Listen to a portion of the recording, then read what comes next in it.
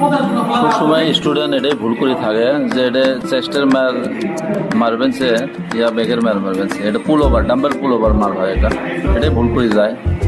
তো স্টুডেন্টরা কি মারতেছে নিজেও জানে না।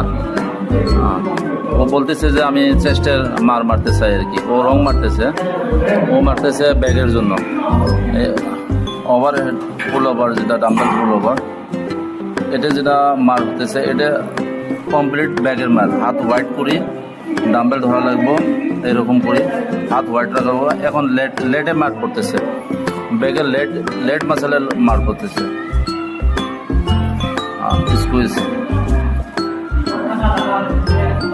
এই দেখো ব্যাগ এঙ্গেজ হচ্ছে, হোয়াইট গ্রিপ ধরলে আর কি ব্যাক এঙ্গেজ হয়। এখন চেস্ট এঙ্গেজ করবে গেলে তোমার ডাম্বেল চেঞ্জ করে ধরা লাগবে, গ্রিপ চেঞ্জ করা লাগবে ডাম্বেলের, আর ক্লোজ হাত হ্যান্ড ক্লোজ করে নেওয়া লাগবে। এখন দেখো চেস্টে ফিল আসতেছে মারে, এখন চেস্ট এঙ্গেজ হচ্ছে, চেস্টে বাম আসতেছে, এনে হিট হবো, চেস্ট হিট হবো। এখন সবসময় স্টুডেন্ট এই মারগুলো ভুল করেই থাকে, কোন জায়গায় মারতেছে কি লাগতেছে স্টুডেন্ট জিজ্ঞেস করে যে স্যার এটা ব্যাগের মার ইয়া চেস্টের মার। তো চেস্টের মার মারতে গেলে তোমার হাত ক্লোজ করা লাগবো, গ্রিপ চেঞ্জ করা লাগবে ডাম্বেল গ্রিপ।